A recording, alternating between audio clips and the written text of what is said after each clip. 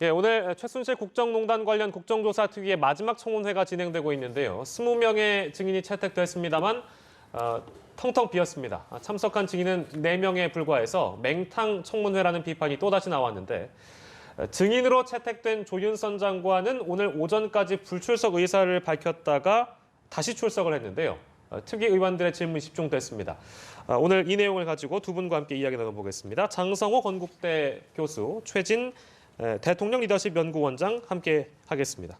어서 오십시오. 네, 안녕하세요. 제가 앞서 얘기를 일단 했는데 오전에 이 조윤선 장관이 불출석 사유서를 낸 걸로 알려지면서 일단 안 나오는 걸로 알고 있다가요. 오후 2시에 나왔습니다. 이유가 뭘까요, 혹시? 글쎄 너무 썰렁한데 예. 뭐 맹탕일 뻔하다가 그래 그나마 또 국민들한테 이렇게 좀 보여주는 모습이 있었습니다. 예. 다행히 있는데 지난번에 기관 보고 때 선언서까지 하면서 조사를 받았기 때문에 예. 이제 더 다른 것이 없다 이렇게 생각했던 것 같은데 그럼에도 불구하고 오전에 동행명령장을 발부했지 않았습니까? 그래서 오지 않으면 특조위원들이 직접 장관실을 방문해서 현장에 직접 특조위원들이 모시러 가겠다. 예. 이렇게 해서 지금 집무실에서 아마 결재를 하면서 이 국정조사 광경을 보고 예. 오후에는 나와야 되겠다 해서 나온 것 같습니다. 예. 글쎄 극적으로 아무튼 청문회 참석을 하긴 했는데 이것도 저희가 한번 짚어볼까 합니다. 증인 선서는 거부를 했습니다. 총장께서는 어떻게 보셨는지요? 아주 좀 특이한 케이스인데요. 예. 근데 이미 지금 국정조사 특위에 의해서 특검으로 고발이 된 상태입니다. 위증으로. 예. 그렇기 때문에 본인이 이미 위증으로 고발된 상태에서 또다시 이게 허위 진술할 경우에 그때는 훨씬 더 이게 무거운 형을 받게 되거든요. 처벌에 대한 처벌에 대한 우려입니다. 그래서 예. 만약에 증언을 이번에 그냥 거부를 해버릴 경우는 3년 이하 내지 1,000만 원 이하의 벌금을 받지만 예. 그것으로 끝나지만 만약에 증인 선서를 이번에 했다가 네. 또 나중에 허위 진술이 또다시 밝혀질 경우는 네. 징역 1년 내지 10년 이하로 그게 받기 때문에 예. 아마 그런 처벌을 감수한 것 같습니다. 네, 뭐 감안한 것 같습니다. 본인도 위증죄로 고발된 상황이기 때문에 답변을 하기가 적절치 않다 이런 내용을 계속 반복적으로 언급을 하긴 했는데요. 그럼에도 불구하고 아무튼 그 블랙리스트를 존재를 인정하긴 했습니다. 존재를 인정하긴 했는데요. 그 부분은 어떻게 보셨습니까? 그 존재를 저도 그 부분은 봤습니다. 네네. 뭐 계속 특조위원이 인정합니까 안 합니까? 있습니까 없습니까? Yes or no라고 물어보더라고요. Yes or no까지 이제 뭐 여러 가지에서 한 3, 4분 정도 계속 진행이 됐는데 예. 마지못해서 존재는 인정하지 않은 것 같습니다. 여기에서 존재라는 것은 제작된 것을 얘기합니다. 예. 제작된 것을 나는 제작을 하지 않고 네. 국민 누구나 다 블랙리스트가 언론을 통해서 수없이 보도됐기 때문에 예. 아는 건 아닙니까? 네네. 근데 그런 차원에서 안다는 것이지 여기에서 존재 그것은 예. 본인이 정무수석실 그때 당시에 국민소통비서관실에서 최초에 지금 작성했다는 지금 말이 있지 않습니까? 네. 그래서 그런 것은 나는 개입하지 않았다. 네. 그런 취지로 지금 일관되게 얘기를 한 것 같습니다. 네. 조 장관이 그전까지만 해도 본인은 본 적도 없고 또 들은 적도 없고 지시한 적도 없고 제작한 적도 없고 완벽하게 100% 부인을 했거든요. 예. 근데 오늘 보면은 이제 청문위원들의 집요한 질문에서 겨우 뭐 알려지고 있는 것 같다, 밝혀지고 있는 것 같다, 있는 것으로 판단된다라고 하는 마치 제3자인 것처럼 예. 아주 두루뭉실하게 시인을 했거든요. 이거는 아마 특검에 대비한 거라고 봅니다. 이미 이 부인하고 특검으로 할 경우 훨씬 더 강하게 처벌을 받을 수 있기 때문에 네. 먼저 언지를 한 게 아닌가. 그리고 실제로 문체부 내부에서는요. 사실 장관만 빼고 나머지 차관 이하도 공무원들은 다 알고 있습니다. 블랙리스트의 존재를. 네. 그래서 심지어는 문체부 간부들이 어차피 이걸 확실한 거기 때문에 네. 우리 공개적으로 시인을 하고 사과를 구합시다. 이런 그 제안까지 했다는 보도가 나오고 있거든요. 예. 이런 마지막 마당에 모든 게 밝혀진 일보 직전에 한번 언질을 한 그런 마지못해서 수긍한 거라고 봅니다. 네. 조윤선 장관은 근데 아까 뭐 얘기할 때 본인이 특검을 빨리 받고 싶다. 예. 그렇게 강하게 몇 번을 이제 말을 했거든요. 예. 이제 그런 언급을 했을 때는 이거에 대해서는 자신 있다 이런 취지고 예. 그리고 본인이 또 아까 그 국조에서 저 발언 내용 중에 중요한 것이 우리 간부들 20명 정도 되는데 예. 이분들이 여기에 개입한 사람은 없다. 네. 이렇게 뭐 얘기를 했습니다. 그거에 대해서 또 위증되면 예. 그 위증죄로 또 처벌을 받는데 예. 오늘 선서를 안 했기 때문에 사실 뭐 아까 말씀하셨지만 그 이제 가중처벌 문제도 있을 것이고 예. 지난번에 이제 기관보고 때 선서했기 때문에 이제 안 했다는 그런 명분이 또 위원장이 그것을 받아들인 것 같고 네. 또 앞서서 김용판 원세훈 사례가 있지 않습니까? 예. 그것을 이제 차분히 살펴보고 예. 오늘 선서를 하지 않은 것이 아닌가 이렇게 봅니다. 네, 나름의 다 이유가 있었던 그런 네. 행동이었던 것 같습니다. 참고인 중에요. 노승일 K스포츠재단이 지난 청문회에 이어서 오늘도 출석을 했습니다. 지난번 청문회 때 여러 가지 폭로 때문에 화제가 됐던 인물인데 뭐 앞서서 뭐 여러 언론 인터뷰에서도 뭐 추가로 폭로할 내용 많다 이렇게 얘기를 했었고 오늘 약간 화제가 될 만한 내용은 신변의 위협을 느끼고 있다 이런 진술을 했습니다. 저 같은 일반인은 상상하기가 좀 어려운 내용인데요. 어떻게 들으셨습니까? 그러니까 얼마 전부터 뭐 노승일 씨, 고영태 씨 두 사람이 이제 친구 아닙니까? 예. 이제 최대 동기인데 그 증언 이후로 미행을 당하고 있다, 신변 위협을 느낀다라는 얘기들을 주변에 많이 했었거든요. 예. 그리고 또 아시다시피 최근에 방송이나 언론 신문에 뭐 박근혜 대통령 주변 인물들 중에 의문에 그 살해됐던 사람들이 많고 예. 또 박지만 씨 미행 사건도 있고 말이죠. 이런 과거에 있던 군사 정권 시절에 있었던 예. 어떤 음습한 그런 얘기들이 많이 나돌았었거든요. 예. 그 와중에 바로 이제 노승일 씨 같은 경우는 구체적으로 어떤 네. 미행을 당했던 징후를 본인이 느꼈다는 거거든요. 네. 이제 검은 뭐 코트를 입고 말이죠. 머리 짧게 쓴 친구가 계속 따라다닌다라는 그런 얘기를 한 건데 이게 만약에 사실이라면 정말 있을 수 없는 일이 벌어진 거죠. 그리고 아직도 예. 뭔가 박근혜 정부의 어떤 권력의 예. 어두운 그림자가 계속 보이지 않는 곳에 살아 움직이지 않는가라는 어떤 증거이기 때문에 예. 이런 부분들은 좀 명확히 좀 파헤쳐야 될 필요가 있다고 봅니다. 중요한 인물이기 때문에 어떻게 보호를 하고 있는지도 궁금한데요. 혹시 이런 분들은 누가 보호를 해줍니까? 원래 이제 경찰이 보호를 해야 되는 거죠. 본인 신변 요청을 하면은 예. 보호를 해야 되는 건데 그리고 본인 우병우나 김계춘 씨 같은 경우는 사실 사설 경호원을 보호를 이제 고용을 해서 하는 경우가 많습니다. 예. 그런데 이제 노승일 씨 같은 경우는 이제 돈이 없기 때문에 예. 그러면 이랬기 때문에 아마 경찰의 신변 보호를 해야 되는 건데 예. 아마 했는지 그것도 의문이고 했을 경우에 예. 그걸 받아들일지도 아마 모르겠습니다. 네. 오늘 뭐 노승일 씨가 한 얘기 중에 그렇게 굉장히 지난번처럼 충격적인 내용이거나 화제가 될 만한 내용은 그리 없었습니다만 이 발언은 좀 주의 깊게 볼 필요가 있는 것 같습니다. 최순실이 독일에서 박근혜 대통령과 한 차례 통화를 했다.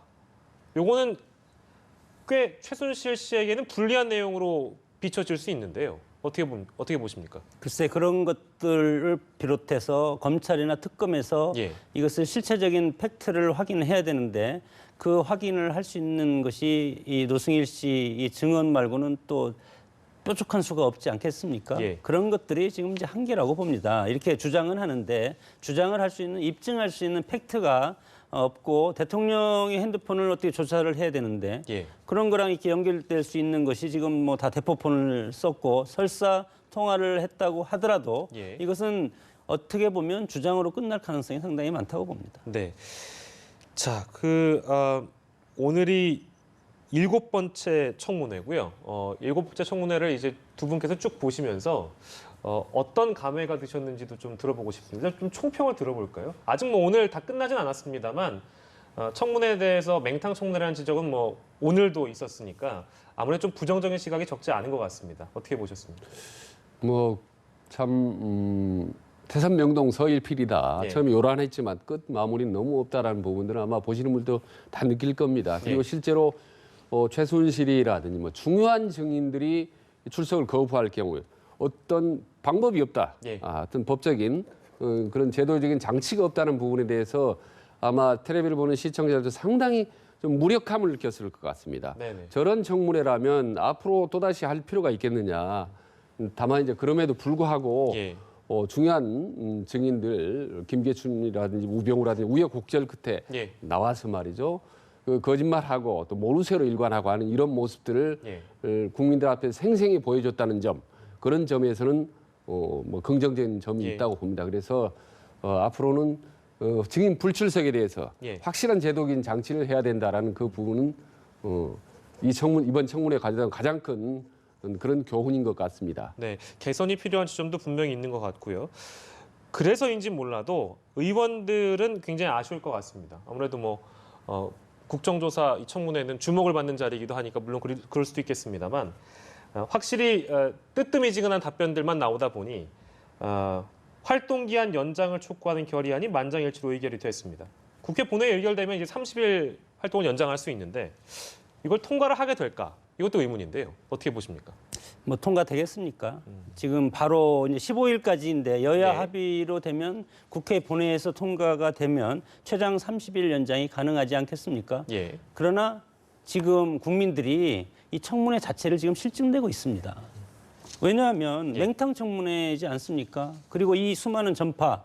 그러나 그 의원들, 국정의원들도 사실은 한계가 있는 것이 예. 이분들이 또 여러 가지 국정에 관한 일도 하면서 네. 이것도 밤을 새워서 지금 준비하는 걸로 알고 있는데 수사기관이 아닌 현실적인 한계도 있고 예. 그리고 국정의원들이 지금 질문하는 걸 보면 똑같은 질문을 계속 반복하고 있습니다.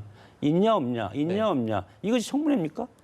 이것은 저는 상당히 우리 국정조사가 물론 의원들 입장에서는 전파를 타고 네. 국민들한테 본인의 어떤 얼굴도 알릴 수 있는 기회도 되고 어떻게 보면 또 국회의원으로서 국민의 대표기관으로서 국민의 알 권리를 충족시켜주겠다는 그런 의무를 실행하는 어떤 기회도 되지만 예. 이것이 실질적으로 실효적인 효과는 없다. 예. 없기 때문에 저는 이런 것들이 연장할 필요는 없다고 봅니다. 다만 앞으로 특검과 검찰 조사를 통해서 예. 일단 이제 현재 조사가 끝난 다음에 그 다음에 것은 이제 또 검찰 조사를 또 차분히 시간을 두고 해야 되지 않겠습니까? 예. 이런 상황에서 특검을 연장해서 또다시 이런 것들 하면 국민들이 오히려 더 나쁜 악영향을 끼칠 가능성도 있다고 봅니다. 네. 뭐 두 분의 의견대로 부정적이고 미흡하기도 하지만 긍정적인 측면도 있는 청문회 얘기를 해봤고요. 저희가 여야 정치권 내용으로 넘어가겠습니다. 불과 한 20분 전에 저희가 하단 자막으로 보내드린 내용인데 새누리당 상임 전국위가 무산 위기에 놓여 있다가 그 의결 정족수 줄여가지고요 개최를 했습니다. 비대위 인선안 의결이 됐는데 비대위원회 정우택, 이현재, 박완수, 김문수 이렇게 네 사람이 됐습니다. 글쎄 지금 상황은 임명진 비대위원장하고 친박계 의원들이 굉장히 그 팽팽히 갈등을 겪고 있는 상황이기 때문에 지금의 상황이 또 어떻게 흘러갈지 참 궁금한데요. 어떻게 보고 계십니까? 그러니까 전반적인 기류는 사실 이제 임명진 위원장 측이 사실 유리한 구도입니다. 예. 전반적인 이제 명분이라든지 여론이라든지 그리고 오늘 초선 의원 31명이 예. 임명진 위원장의 쇄신에 대해서 전폭적인 지지한다. 만약에 지속적으로 이 개혁이 이루어지지 않을 경우 네. 적극적인 행동에 나서겠다라고 얘기가 힘을 실어주지 않았겠습니까? 예. 다만 이제 현실적으로 이 의결 정족수가 문제인데 지금 상임 전국위원회 열리람 의결이 전체 51명입니다. 예. 그중에 26명만 이게 모이면은 정족수가 되는데 네. 지금은 대여섯 명이 좀 부족하지 않습니까? 이런 상황인데 그 마지막 숫자적으로 분리하고 지금 부결이 된 상태지만은 네. 전반적으로 앞으로 시간이 갈수록 이거는 어차피 상임 전국위원회 열릴 수밖에 없고 예. 전체적인 어떤 승리의 어떤 기운은 임명진 위원장으로 가지 않을까 저는 그렇게 전망을 합니다. 네, 교수님. 제가 이제 말씀을 좀 지난번에 1차 상임전국위가 총 52명이 이제 정원이었는데 그때 당시 정석수를 2명을 못 채워서 24명만 참여해서 부결이 됐지 않습니까? 네. 근데 오늘 2시에 다시 상임전국위를 열었습니다. 네. 정우택 원내대표가 소집을 해서 그래서 4시간 정도 기다려서 가까스로 지금 총 인원이 47명으로 줄였습니다. 네. 47명을 줄여서 아까 한 30분 전에 상임정국위가 의결 정수를 채워서 이것을 통과가 됐습니다. 예. 여기에 이제 비대위원회 통과가 됐는데 그때 현재 이제 원내대표인 정우택 그리고 정책위 회장인 이현재 이분들을 당연적으로 비대위원으로 집어넣고 그리고 이제 이번에 국회의원 된 박완수 예. 인천공항공사 사장을 했던 분입니다. 이분하고 김문수 전 경기도지사가 이번에 대구에서 출마했다가 떨어진 예. 이 네 분이 비대위원으로 돼서 앞으로 이제는 1차적으로는 비대위원이 구성을 했기 때문에 네. 이제는 임명진 위원장과 서청원 의원하고 법정 싸움이 이제 가처분 문제가 남아 있고 예. 가처분이 법원에서 받아들이면 임명진 위원장은 즉시 사퇴할 수밖에 없을 겁니다. 예. 그러나 이제 가처분이 기각이 되면 네. 임명진 의원은 오늘 초선 의원들이 그렇게 지지 선언도 있고 했기 때문에 일정 부분 이렇게 가고 그리고 두 분이 서로 저는 이제 화해도 하고 예. 당의 개혁과 당의 미래를 위해서 양보를 해야 된다고 봅니다. 뭐 법정 싸움까지 법적으로 이제 이걸 다루겠다라고 이제 서청원 의원이 지금 나온 상황인데 네. 글쎄 친박 의원들이 계속해서 버틸 수 있을지도 좀 의문인데요. 아니 법적으로 다툴 게 아니고 이미 네. 저 법원에 접수를 했습니다. 네네네. 오늘 접원을 해서 가처분이 이제 내일까지 나오지 않겠습니까? 네네. 시급한 거기 때문에 예. 그럼에도 불구하고 친박은 죽지 않을 겁니다. 왜냐하면 개파의 뿌리가 워낙 깊기 때문에 예. 오늘 초선 의원도 뭐 거의 박근혜 정부 때 장관, 차관한 인사들도 많이 있지 않습니까? 네. 다만 임명진 비대위원장의 의중은 상징적인 인물을 이 책임지는 모습. 예. 그래야만이 국민들이 새누리당을 또다시 정치를 할 수 있는 어떤 정당으로서 인정해 줄 것 아니냐. 예. 그래서 애초에 서청원 의원도 들어와서 하시면 예. 내가 사퇴를 알아서 하겠다. 네. 근데 들어와서 일성이 서청원 의원 나가라고 해버리니까 예. 여기에서 이제 화가 나서 그런데 서로 노여움을 푸시고 예. 서로 화해하고 그리고 나라를 위해서 일하는 정당이 됐으면 좋겠습니다. 네. 근데 강론적으로 이제 누가 옳은지 뭐 말을 위했는지 모르겠지만 총론적으로 보면요. 사실 좀 이해할 수가 없는 게 일단 임명진 위원장이 영입한 사람은 서청원 의원을 중심으로 한 친박계입니다. 예. 그리고 만장일치로 박수를 쳐서 네. 통과를 시켰습니다. 비대위원장을 만들었습니다. 예. 그 사진이 있어요. 전부 맨 예, 앞줄에 서청원 의원 앉아서 그랬던 서청원 의원과 친박계가 본인의 그 혁신안이 자신들에게 불리하다고 해서 예. 법적인 소송으로 몰고 간다.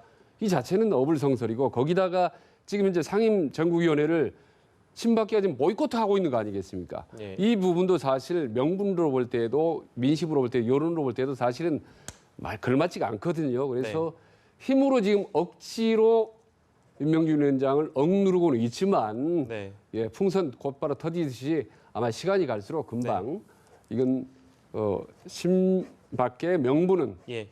훨씬 줄어들고 결국은 예. 당이 혁신으로 빨리 이루어지지 않을까 그렇게 전망을 합니다. 네. 근데 뭐 혁신 문제 지금 임명진 위원장과 서 의원과 그런 갈등은 어떻게 보면 예. 새누리당의 존재감을 국민들로부터 이 노이즈 마케팅이라고 하는데 국민들이 새누리당도 있구나, 다 죽지 않았구나 네. 이런 것을 어떻게 보면 역효과는 아닐 겁니다. 그래서 네. 이런 존재감 저는 더 치열하게 싸워야 된다고 보는데 네네네. 그러나 이 싸울 시간이 있겠습니까? 바로 반기문 유엔 사무총장이 12일 날 들어오면 예. 바로 대선 국면은 모든 것이 블랙홀처럼 빠져 들어갈 겁니다. 네네. 그러면 오히려 박근혜 대통령의 탄핵 이 문제도 사실은 대선 국면과 같이 엮여가지고 예. 이렇게 어떻게 이제 지나갈지는 모르겠지만 이런 당내 싸움은 여기까지다. 네. 저는 그렇게 봅니다. 언젠가 봉합될 거다 이렇게 네, 보시는군요. 그렇습니다.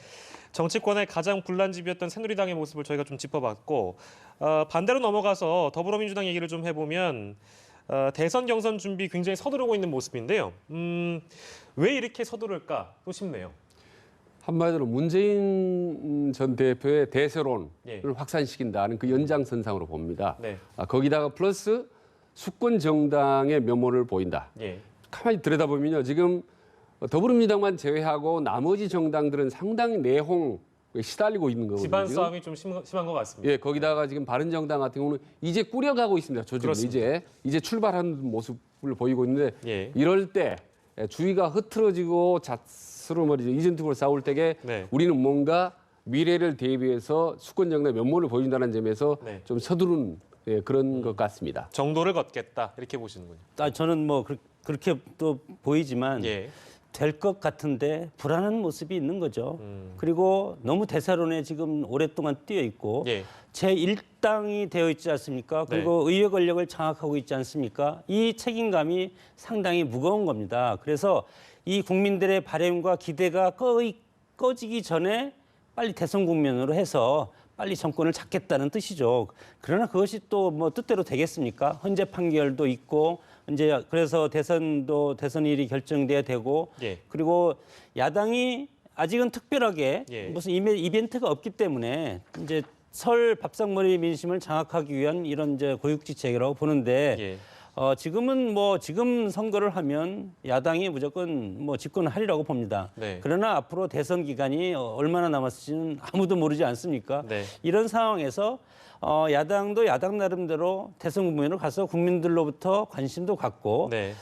경쟁을 하다 보면 정책적인 그런 제안이 계속 나오지 않습니까? 예. 이런 것들을 국민들한테 보여주고 싶은 것입니다. 네, 제가 더불어민주당이 속도전에 돌입한 이유는 다 이유가 있는 것이다. 네.